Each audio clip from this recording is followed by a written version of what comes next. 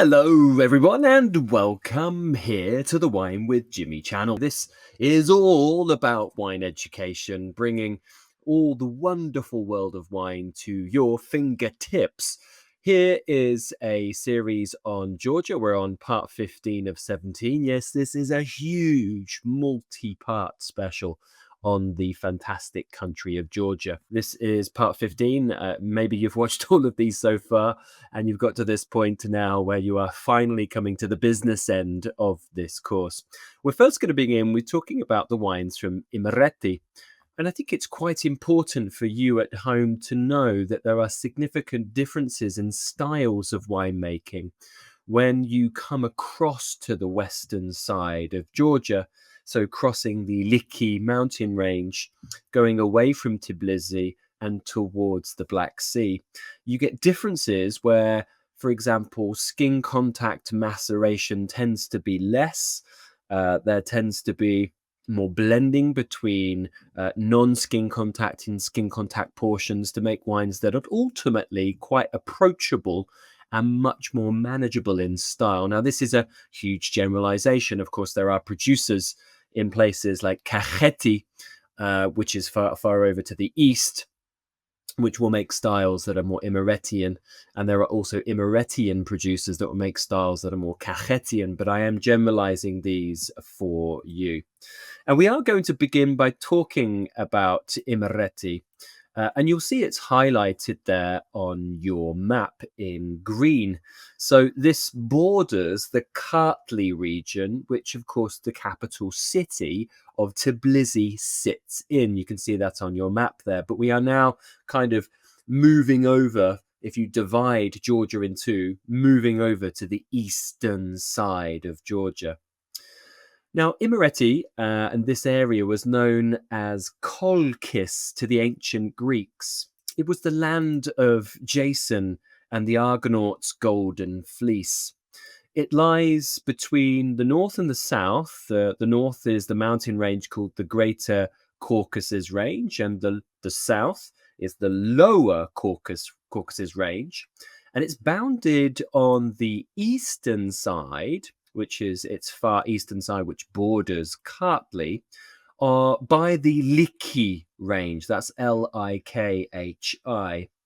And then the other side, of course, when you connect it to Samagrelo towards the Black Sea, that's, of course, its more western side. In the south, it is bounded by the Meshketi Ridge, and the whole area is considered an area which is moderately humid in terms of its climate, and cooler and wetter than Kartli and Kakheti, which is on the drier side of the Liki range. The Liki range is basically running, to be simplifying here, north to south, cutting Georgia really in two between the west and the east. So Imereti sits in the west, whereas Kartli and Kakheti sits in the eastern side. Now, it only has one PDO, which I'll go through later. That's Sviri. And it's important to understand, though it only has one PDO, Imereti is Georgia's second largest growing region after Kakheti, which is in the far eastern side. So it's therefore very diverse. It has differing altitudes, orientations of slopes, aspect, geology. It's quite complex. 70% of the province is mountainous, and it's fairly unsuitable for viticultural habitation. And you'll see that with the mountains that surround cities such as Kutaisi, for example. Now, the growing areas in Imereti were previously split up into the upper, middle, and lower Imereti, but they're actually focusing more on village level concentrations to this day, with places such as Baghdati, Sviri, Obcha, and then Nakshigeli and Kravliti as well, some of the most important villages that we see. Major grape varieties in play here for the whites, it's Tsitska, Tsolikouri, and Krakhuna, which you'll see listed on the left-hand side of your screen. And then the red varieties here, it's Ojaleshi sapere and geology as well, which you might see a little bit of. The major ones certainly are the whites, and then the Ojaleshi sapere are the major ones that are focused on. I think it's very important to talk about regional difference here, because in Imereti, they are fiercely proud of their traditions, and they do differentiate themselves from Eastern Georgia in winemaking. Like I mentioned, stylistically, it's different to places like Kakheti, for example, but also in terms of the etymology of what is being used. So I've put that up there on the slide for you. It's very firmly, these big clay pots are called qvevri in places like Kakheti and Kartli. But here in Imereti, it's called a churi. Okay. And churis are, less talked about. When Georgia is being very much broadcast to the world, and when it's being marketed to the world, it's just called qvevri, and people just talk about it as qvevri, Georgian qvevri winemaking in clay pots, potentially skin contact. But properly speaking, from Imereti, it would be churi, as you see up here. Now, the amount of stalks used in qvevri and whole bunches going into these churis is less here, as they do not get as ripe as places such as Kartli and Kakheti. So wines here don't spend as long in contact with solids, the skins, for example, like in eastern regions. So you tend to find a percentage of the wine going through skin contact here, or more what we would call European winemaking styles being produced, or blends. Most common grape varieties, I mentioned Tsolikouri, Tsitska, Krakhuna, often quite blended between those three. But I think this is an area which is diversifying as cities like Kutaisi, which is the major city hub in Imereti, becomes more important. There's better gastronomy, there's more connection. The airport's now been built and modified and modernized, and rail connections getting better. The road connecting Tbilisi to Kutaisi is now better. You will find that there is more expansion in this area. So the PDO that we find in play here is the Sviri PDO, which you'll see highlighted in a map form. You'll see it at the top of the screen how to spell it, and a bottle of Sviri on the right-hand side. Now, this PDO encompasses 3 mountain hamlets. This is Pirveli Sviri, which means first Sviri, Mujuretuli, which means second Sviri, and then Rodinauli. It's in the east of the Kakheti lowlands in the Caucasian foothills, and it's the only PDO in Imereti, as I've mentioned. It's nestled on the left bank of the Qvevri River, and it's only about 30 minutes to the east of Kutaisi on the border of Kartli. So Kutaisi is somewhere in the center of Imereti. So if you were driving from Tbilisi over the Liki range to Kutaisi, you would pass, and you'll see the road actually here and the major river, you would pass the Sviri PDO as you come from Kartli into Imereti. The average altitude here in this PDO is about 220 meters. Most of the growing area is flat, with some foothills, some slightly inclined slopes, and small terraces facing west and northwest. Kind of humid subtropical climate here, warm winters, hot summers, about 1,500 millimeters of rain annually, which is quite substantial. Really well known here specifically for Krakhuna, sometimes also with Ojaleshi sapere for making a paler red style. The PDO wines must be dry whites from Krakhuna, Tsitska or Tsolikouri, and the proportions of those varieties is not specified. Now we go to the north of Imereti, where we go to Racha. This is a mountainous area in the mountain highlands on the upper Rioni River. It's surrounded by mountains, some over 4,000 meters as we go into the upper Greater Caucasus. It's very remote. Much of the region here is forested mountains, cliffs of limestone, dramatic calcareous clay-based soils. Harsh winters here, frosts and even winter frosts are hazardous, and harvest can be as late as November. The major towns here are Oni and Ambroulari.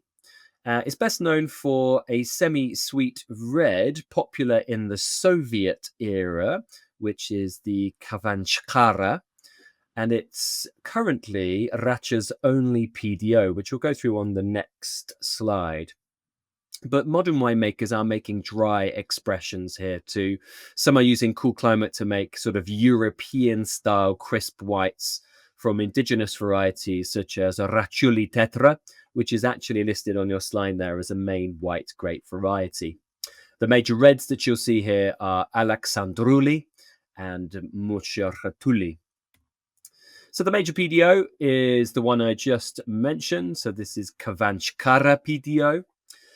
So this is on the north and south slopes of the Rioni River heading east from Ambroulari, one of the major towns. Most vineyards are on the north side of the river, and it's seen as superior because of the south and southwest orientation. So you get better ripeness here because of the interception of the sunlight.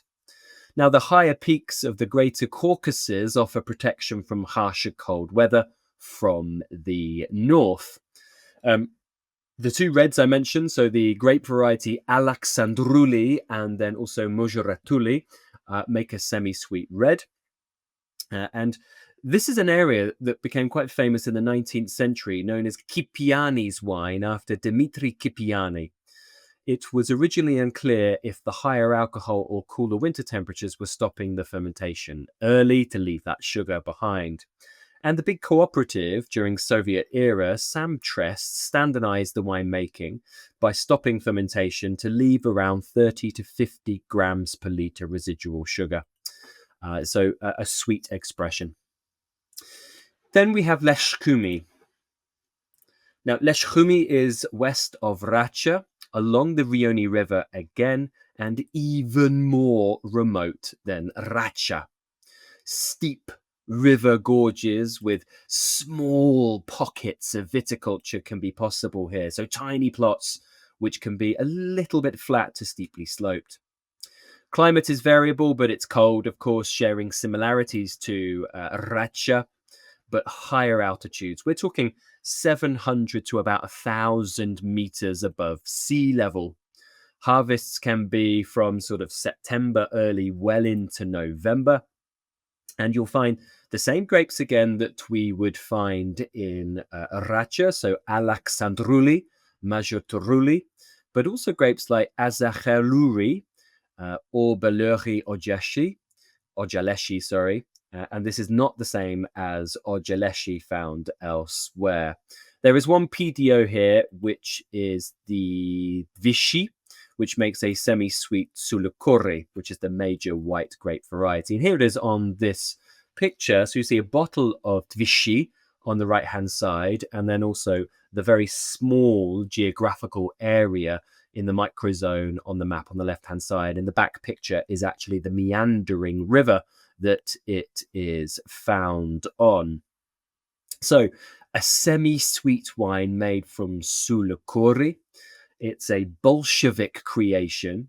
Tsolikouri wasn't planted in the area before 1900, and we find the production around the villages of Alpana and Vichy. It's very remote, quite inaccessible, about 1,000 millimeters of rain annually, and it must contain 30 grams per litre residual sugar in this wine, so making it medium sweet. The other areas we're going to look at, Samagrelo here. So this also has other names. It's more kind of internationally known as Samagrelo, but you also might find it known as Mingralia or Megrelia. Now, in the sort of 9th to 6th century BC, it was a part of the Kolkis or Kolkerti It's bordered by the Black Sea, of course, to the west, which really dramatically influences the climate. So it's humid, subtropical, with some sea breezes. Partly mountainous in the north, where the humidity will turn into precipitation. And most vineyards here really require drainage, so they're on foothills or in river gorges. Many of the maranis, so there are many of the winemaking facilities where clay pots are into the ground, tend to be outside. And there is a red ferrous soil one finds here called Tsitska. Vines are trained maglari, usually up with fruit trees. And Tsolikouri is the key white grape variety, as it's resistant to fungal disease, taking over from local varieties planted pre-phylloxera such as qvevri. Ojaleshi, different to the Ojaleshi that we talked about on the previous slide, grows well here as a red variety, and some are really taking this forward as a major key black grape variety for the western part of Georgia. Let's talk about a PDO that we find here, which fits into that description. The Salkino Ojaleshi PDO, a new PDO as of 2020. Dry, wet reds, so not following that sort of Soviet era semi-sweet style. These are dry reds made from 100% Ojaleshi at about 250 meters altitude. As I mentioned, subtropical, humid, hot summers are found for this variety, but with some good delicacy of color behind this. I actually find Ojaleshi as a really fascinating grape variety going forward, with a lovely sort of herbal menthol character to the wines. And just to sort of wrap up the other areas, we have the Guria province, which you see below Samegrelo, subtropical here, and the most humid of all of Georgia. Tends to be some wines made in the hilly areas from geology, which is reddish clay. There's also that kind of terra rossa look to the lands here, and the vines are traditionally trained maglari. Best known for reds, particularly the qvevri style grape variety. Ajara in the southwest, where one of the most wonderful khachapurris come from, the one that looks like a boat with the egg in the middle. So this is to the south of Guria on the Black Sea. It's best known actually for the seaside resort of Batumi. Subtropical climate, 80% of the province is mountainous. New area for grape growing. Tsolikouri is the most widely planted, and there's also off-dried pink wines made from the qvevri grape variety. And then the really remote area of Meskheti in the Meskheti range. Sometimes this is called Shamshki Jaffa Kheti, but Meskheti is what we'll be calling it because it's easier for me to say. Large area, sparsely populated, and the ancient subregion called Meskheti is the main viticultural area. It's an area where they have reclaimed these ancient terraces of vines that have been located there since the ancient times. Subtropical mountain climate, but the key area of Ojaleshi is the driest viticultural area in the country. The area suffered when the prohibitionist Ottoman Empire in the 19th century dominated the zone. But later, centuries-old vineyards were also abandoned by the Soviets. But one producer of note, that's Georgi Natanzadi in Vardzia, which I've put up on your screen there at the top, have really found some interesting production here from 400-year-old vines. And the wines I've tried from here are phenomenal, with this delicate pale color, really quite transparent, and wonderful aromatics bordering on this real sort of like brushy laurel sagey menthol character, which is quite distinctive. Well, that brings it to the end of the PDOs, going through some of the key regions. Please do join me for part 16 when I discuss some of the key producers, including some of my favorite producers for Georgia, and really an important list sort of to start you in your journey for discovering some great wines of Georgia. Once again, if you do have any comments or questions, it will be delightful to hear from you. Please do leave your comment or question below this video. Make sure you click like or subscribe. Have you been to Imereti, to Kutaisi, or to Racha? Have you been to Lechkumi, or Guria, or Samagrelo, or Meshketi? It'd be great to hear from you about your experiences, tried the wines from there, or even if you want to get in touch saying, thank you so much, this has given me impetus to experience with Georgian wines. I've been Jimmy Smith. If you do find yourself in the United Kingdom, please come and say hi for a glass or bottle. Ciao for now.